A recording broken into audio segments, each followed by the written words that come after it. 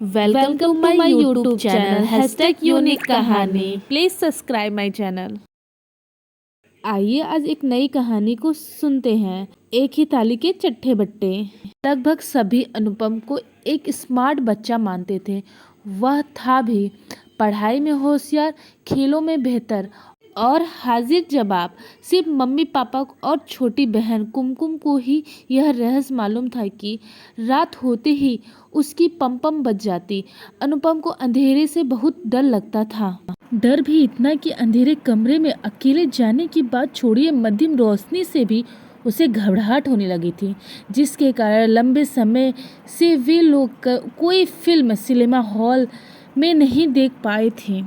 Mummy papa के bedroom और कुमकुम के कमरे के बीच अनुपम का सुंदर हवादार कमरा था। फिर भी रात को सोने के लिए वह कुमकुम के कमरे में घुस आता था। कुमकुम को भैया से बड़ी चिढ़ छूटी, क्योंकि अनुपम सारी रात एक बड़ा सा बल्ब लाइट लैंप की तरह जलाए रखता था।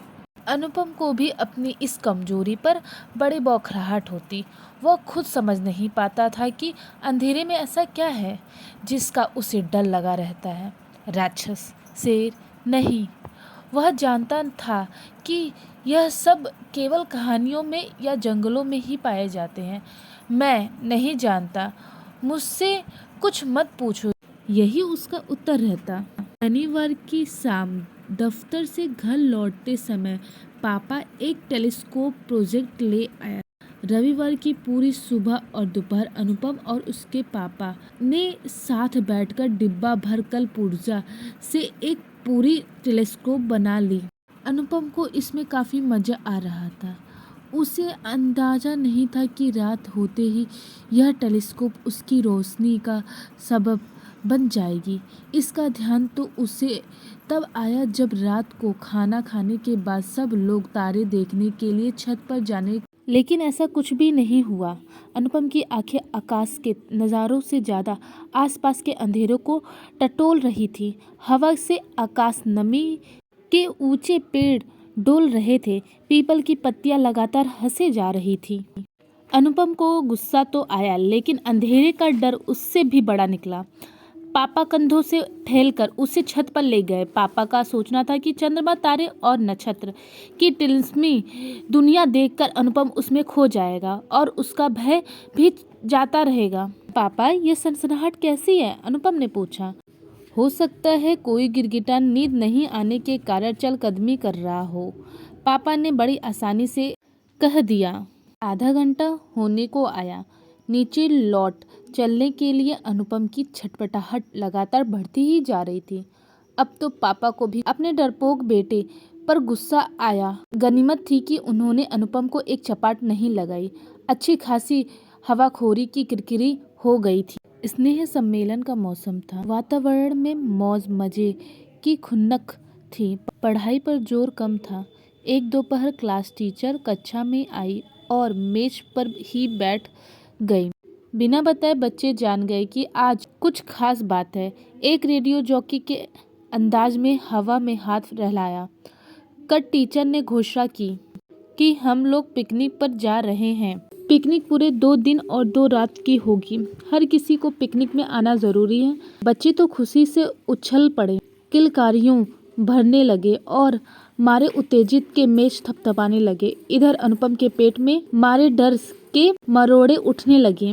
2 दिन तो ठीक है, घर से दूर एक रात भी वह कैसे निकाल पाएगा? रात को खाने की मेज पर अनुपम का लटका हुआ मुंह देखकर पापा ने उसका कारण पूछा। पिकनिक की बात के साथ बिना रुके अनुपम ने यह भी बता दिया कि 2 दिन तक मटर गश्ती करने के बजाय वह घर में रहकर पढ़ाई करना चाहता है। इसीलिए पापा उसके लिए डॉक्टर के प्रमाण पत्र की व्यवस्था कर दे। पापा सब जानते थे कि पिकनिक छोड़कर पम को पढ़ाई क्यों सूझ रही है। उन्होंने कड़े शब्दों में यह कह दिया कि अनुपम को जाना ही होगा, पढ़ाई होते रहेगी। दोस्तों के साथ मिलजुल कर रहने के मौके बार बार नहीं मिलते। पिकनिक पर जाओगे तो 2 बात सीख कर ही आओगे। अब तो दिन के उजाले भी खाने खेलने से अनुपम का मन उचट गया। जंगल के अंधेरे में जो हो गया सो हो गया। सहपाठियों के सामने पोल खुल जाएगी सो अलग। बड़ा स्मार्ट बना फिरता था बच्चू। आखिर पिकनिक का दिन आ गया। बच्चे खुशी खुशी बस में सवार हुए। गाते हंसते शोर मचाते सब चले गए। अनुपम अपनी सीट पर सहमा झमझमा। फ्लस पहुंचकर उसने देखा कि जंगल के बीच खुले हिस्से में 30-35 छोटे छोटे तंबू लगे हैं। यही उन सबको रहना सोना था। अनुपम अपने जैकेट के अंदर हनुमान चालीसा की पोथी बिछे हुए बस से नीचे उतरा। टीचर ने बताया कि हर तंबू में 2 बच्चे रहेंगे, अपना अपना पार्टनर चुन लो। इस बार अनुपम के सामने कोई दुविधा नहीं थी। उसने लपक कर नहार को जा पकड़ा। सच में उसका नाम अजीत था और वह स्कूल का जूडो चैंपियन था। दोस्तों ने उसका नाम अजीत उर्फ लॉयन रख छोड़ा था। हिंदी के शिक्षक ने उसका नाम बदलकर नहार कर दिया था। अनुपम का पार्टनर बनने के लिए नहार ने हाँ तो कह दिया था, लेकिन उसके चेहरे पर परेशानी के अभाव थे। अनुपम खुश था कि जूडो चैंपियन के साथ रहते अंधेरे से निकालकर कोई उसका बिगाड़ नहीं सकता था। तभी एक फुसफुसाहट से अनुपम चौंक उठा। फिर उसे ध्यान में आया कि निहार उससे कुछ पूछ रहा है। क्या तुम्हें अंधेरे से डर लगता है? अनुपम को अपना भेद खुलता लगा। अरे यह क्या देख रहा था वह निहार खुद थर थर काँप रहा था। निहार ने बताया कि उसे अंधेरे से बहुत डर लगता है और एक आश्चर्य की बात हुई। अनुपम ने खुद को यह कहते सुना कि अंधेरे से क्या डरना, पूरे हटाकर उठ बैठा। यह तो अद्भुत था। अनुपम को अपने आप पर विश्वास ही नहीं हो रहा था।